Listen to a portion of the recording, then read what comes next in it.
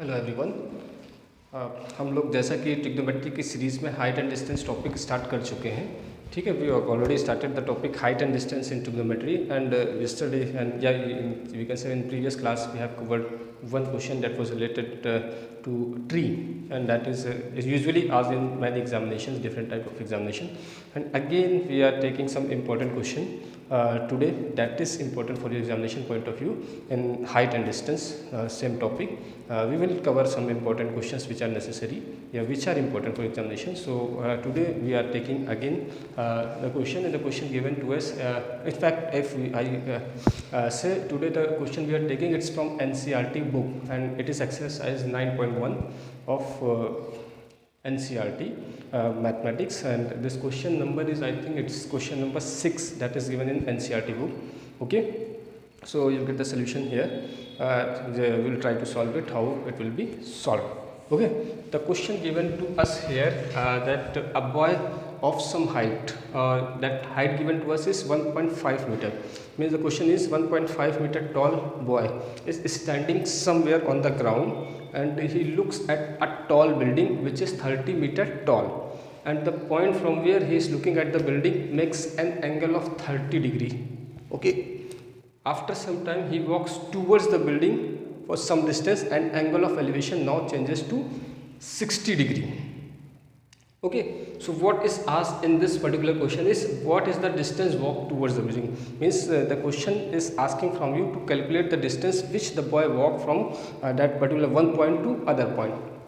In the sense इस particular question में बात करें कि ए पॉइंट पे बॉय था, यहाँ से वो कहाँ बी पॉइंट तक पहुँचा, जब एंगुलेशन 30 से कहाँ 60 चेंज हो गया। तो हमको जो यहाँ पे पूछा है कि distance walk towards the building, actually they want to know is the distance from A to B. This is the distance he has walk, क्योंकि ये बिल्डिंग है आपकी, इस क्वेश्चन के हिसाब से क्या है डी सी। ठीक है, ये आपकी क्या पूरी बिल्डिंग की हाइट है। अब नीचे भी इस पॉइंट को आप कुछ नाम दे सकते हैं, ई अगर इस पॉइंट को लिखते हैं तो कहने का मतलब डी ई, ये टोटल हाइट किसकी होगी, ये बिल्डिंग की टोटल हाइट होगी। ओके, तो समझ गए। तो understanding what we have to calculate, let's try to solve this question. Okay, let's apply trigonometric ratio. Okay, look at this triangle A D C. ठीक है, तो सबसे पहले हमको DC की वैल्यू भी चाहिए होगी जो यहाँ पे नहीं दी हुई है। ठीक, अब यहाँ पे ध्यान से देखिए, E अगर इस पॉइंट को F मान लें, ठीक है, तो ये AF है और ये CE है। तो क्योंकि ये बॉय की हाइट है तो ये पैरेललोग्राम का फॉर्मेशन करेगा, तो ये और ये CE, यानी कहने का मतलब AF जो कि बॉय की हाइट है और CE, ठीक है, जो ओरिजिनल टावर है उसकी कुछ हाइट है, ये कितने बराबर होगी 1.5 मीटर। Okay, total height of the building is DE. Okay, total height is DE. So DE equal to what is this? This is DC plus CE.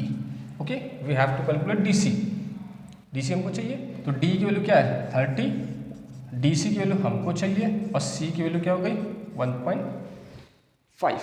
Okay, इसको ले जाके इधर माइनस कर सकते हैं, तो 30 minus 1.5 is what is DC। इसकी value हमको चाहिए था DC की। ठीक है, तो DC कितना आ गया, DC इज 28.5। ओके, तो DC की वैल्यू कितनी हो गई 28.5, ये इसकी यहाँ से हाइट हो गई DC की। अब हम क्या अप्लाई करते हैं, ट्राइंगल देखते हैं ADC। Okay, we are taking the triangle ADC। यहाँ पे हम ADC, ये बड़ा ट्राइंगल आपको दिख रहा होगा ADC, तो यहाँ पे हम क्या लगा दें tan 30 लगा सकते हैं। tan 30 की वैल्यू क्या हो जाएगी DC upon AC, DC upon AC। Clear. अब tan 30 की वैल्यू क्या होती है 1/√3। DC की वैल्यू हम लोग ऑलरेडी यहाँ पे निकाल चुके हैं, क्या है 28.5, और AC जो कि हमको नहीं पता है।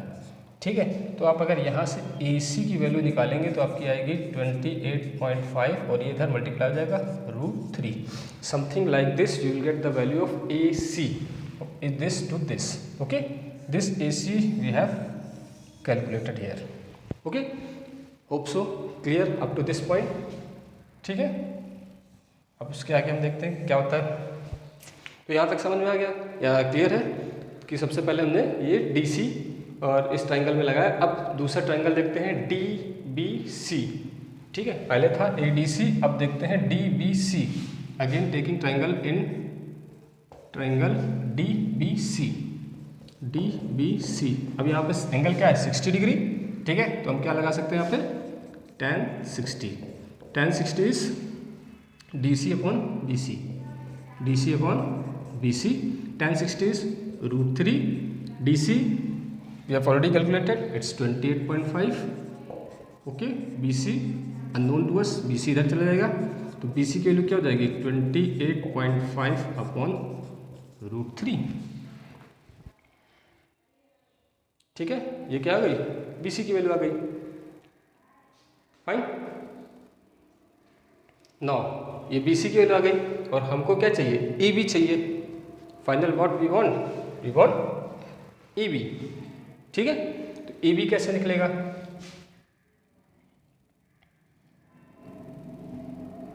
तो EB की वैल्यू निकालने के लिए हमको क्या करना पड़ेगा,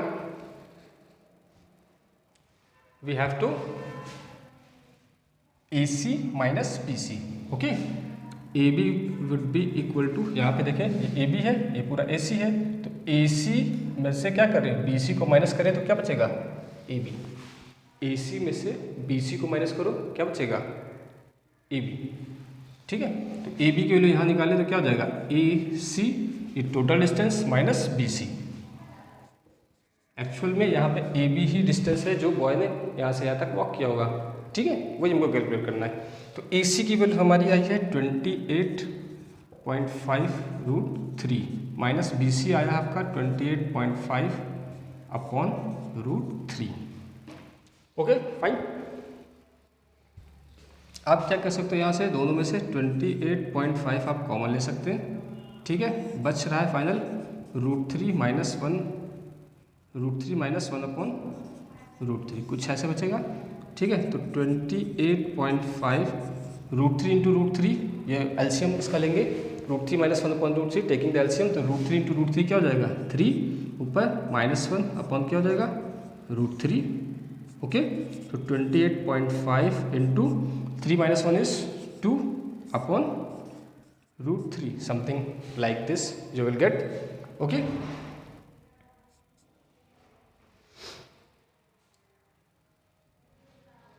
ओके फाइन, अब नीचे डिनोमिनेटर में √3 है, इसको हम लोग क्या करेंगे रैशनलाइज कर सकते हैं, तो इसको हम लिख सकते हैं 28.5 इंटू 2 इंटू √3 अपॉन क्या हो जाएगा √3 into √3, and this final will become 28.5 into 2 into √3 upon 3, 3 से कैंसिल आउट हो सकता है, 3 1 जा 3, 3 9 जा 27 एंड 1 3 5 जा 15, ओके।